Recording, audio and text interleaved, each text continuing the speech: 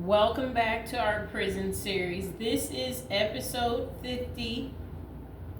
If you're new to the channel, don't forget to like the video and to subscribe. Today we're going to be talking about the true story behind Netflix's prison escape romance Jailbreak, Love on the Run. Okay, so on April 29th of 2022, a convicted felon named Casey Cole White walked out of Lauderdale County Jail in Florence, Alaska, alongside a correction officer named Vicky White at the time. Vicky White told supervisors that she was taking Casey White, no relation, for an inmate mental health evaluation, but no such appointment had existed. Okay, so when Casey and Vicky failed to return to the jail, local, state, and federal investigators began what would evolve into an 11-day manhunt for the pair. Initially, law enforcement thought Vicky, a well-liked and highly respected assistant director of corrections, might have been taken hostage by Casey. Soon, however, surfaced surveillance footage and recorded phone conversations revealing that Vicky and Casey, who was nearly 20 years the officer's junior, had been engaged in a secret romantic relationship. Vicky willingly helped Casey escape. About 2 weeks later, Casey was captured and Vicky died of a self-inflicted gunshot wound after running their truck into a ditch. I remember seeing this, people. Do you remember this story? I remember it. Okay, so again, don't forget to like the video and don't forget to subscribe. Okay, so look, a new Netflix documentary, Jailbreak, Love on the Run, out September 25th, looks at Casey and Vicky's unlikely love story, escape from jail, and the subsequent manhunt and media frenzy. Produced by Aaron Ginsberg, William Green, and Alec McRae. Jailbreak features in-depth interviews with case investigators, Vicky's co-workers, and Casey's fellow inmates. Here's everything you need to know about Casey and Vicky White and the new revelation in Jailbreak, Love on the Run. Okay, so who's Casey Cole White? Okay, so prior to his escape, Casey White, now 41, had been serving a 75-year prison sentence for a 2015 home invasion, 2 carjackings, and multiple shootings. And in 2019, he was convicted of multiple charges for those crimes, including attempted murder and first-degree robbery. Okay? And then it says, let's see. Okay, so let's see where he was being held. Okay, so Casey White was being held at the Lauderdale County Detention Center. Okay, so in 2020, while serving time at the William E. Donaldson Correctional Facility, Casey sent a letter to the Lauderdale County Sheriff's Office confessing to an additional crime in the 2015 killing of Connie Ridgway, a 59-year-old resident of Rogersville, Alabama. He was then charged with 2 counts of capital murder and transferred to Lauderdale County Detention Center to face trial. Okay, people. Following his transfer, while recanted his confession. Okay, I don't know why this is happening. Okay, so I'm going to show you the picture in just a second. Okay? My goodness. Let's see. Okay, so look, here's the picture of these two. Does that look familiar to you? It looks familiar to me. It looks like it's more to this. Following his transfer, White recounted his confession. Okay, I don't know. It keeps going to this whole new. Okay. Okay, so White recanted his confession and pleaded not guilty by reason of insanity. Corrections employees and fellow inmates recall the 6'9" inmate as being friendly, talkative, and charming. Particularly when he wanted something, they conceded, however, that Casey could turn very scary.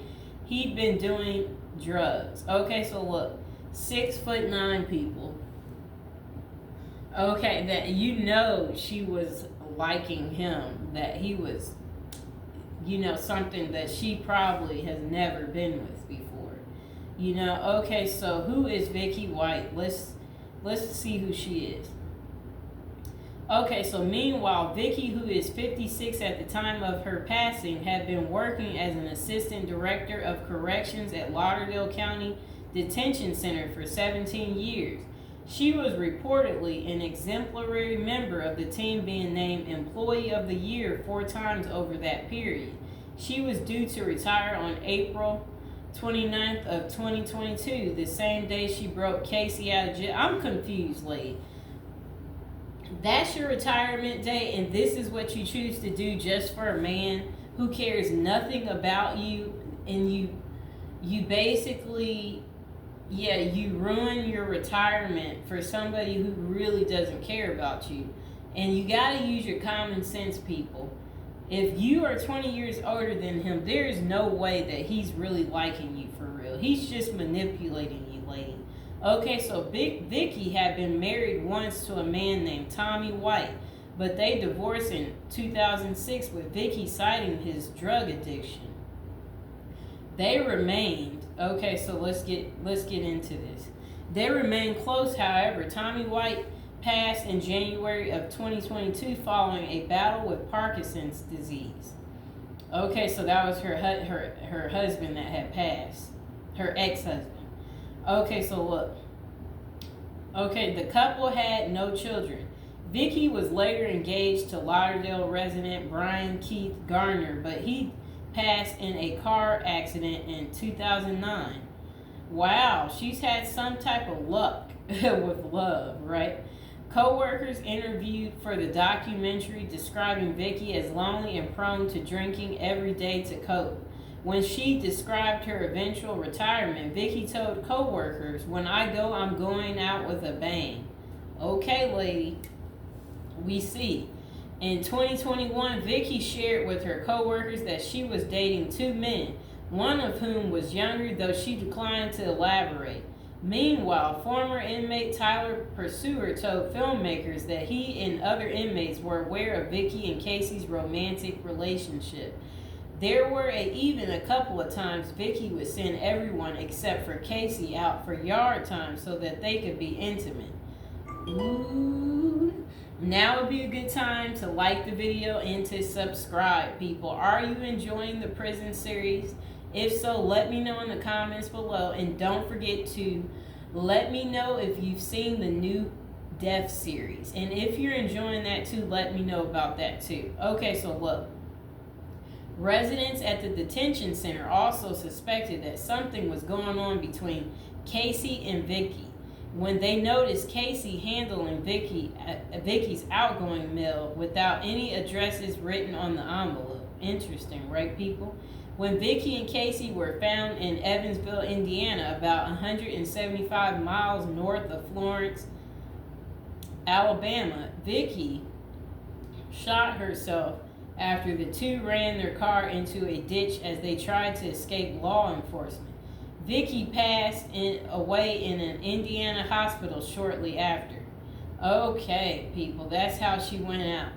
What does Jailbreak reveal about Vicky White and Casey White? Okay, so let's see.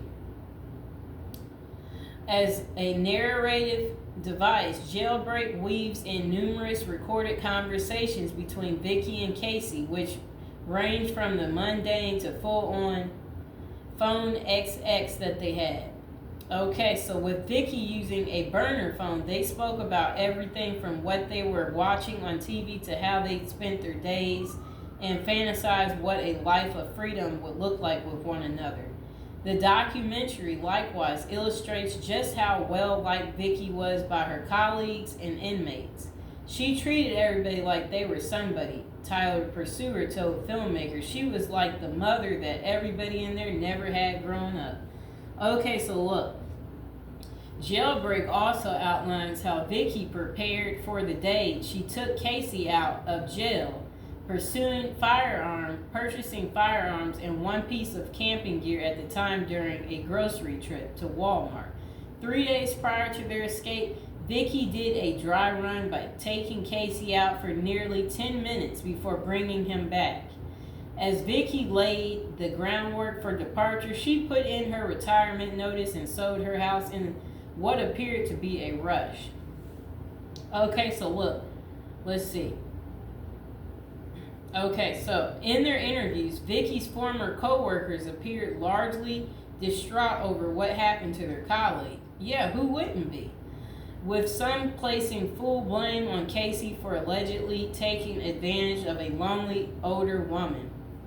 Yes, it's his fault. However, former inmates at the jail theorized that Casey really did love Vicky and that they escaped together in order to live normally as a couple, however long they could evade law enforcement. Yeah, sure, people. Let's see. Okay, so I'm trying to get to the part. Okay, and we're getting there. Okay, don't paint it out like he's a monster. Don't paint it out like she's a fool, Tyler Pursuer said. They were just two people from different walks of life that fell in love. So how were Casey and Vicky ultimately caught? Okay, so prior to their escape, Vicky had purchased an orange Ford as a getaway car, which law enforcement discovered 7 days later in a tow yard. As the investigation went on, officials realized the couple had purchased a truck which they tracked to Evansville. Surveillance footage shows Casey getting into another car, a Cadillac, and driving away. Okay, so this is still on Netflix. It's called Jailbreak, Love on the Run, people. That's what it's called. Okay, so after tracking Casey and Vicky to a nearby motel, law enforcement began stalking out the location, preparing to apprehend them. Oh, isn't this very sad, people? Casey and Vicky began to realize they were being followed and left the motel, but law enforcement chased after them, and the chase ultimately sent the Cadillac into a ditch. See, that they knew they were on to these people. The car's airbags went off, and Vicky then put it into her life with a gun. Casey surrendered to the police, begging them to please check on my wife. The two were not legally married. Sounds like he still cared about her, though, right, people? That's sweet that he still cared about her. What happened after Casey was caught? Casey was later charged with escape in the first degree and felony murder and connected with Vicky's death. He pleaded not guilty to both charges, but later pleaded guilty to the escape charge in exchange for dropping the murder charge. He is currently serving a life sentence in prison. He will not be eligible for parole until 2081, when he will be 98 years old. No wonder he wanted to escape. He's never supposed to be getting out, people. In 2023, the production team reached out to Casey at Donaldson Prison when asked, "What did you think would happen after escape?" Casey replied, "We thought we'd never get caught. We thought we had enough cash money, went up to everything up there just to find us a place up there and just get a little rinky-dink trailer up there for $250, $300 a month and pay them up for a year right there. Then pay the electric bill for a year and just stay and hunker down up there." Casey also shed some light around why he referred to Vicky as his wife. Even though they were not legally married. I called her my wife right there because we was married in my laws. We weren't married in the faith laws. We were married together right there. Isn't that really sad, this story, you guys? If you're enjoying the prison series, please comment below. Let me know that you like hearing about this dangerous love story. So I hope you guys enjoyed the video. Please like, share, and subscribe.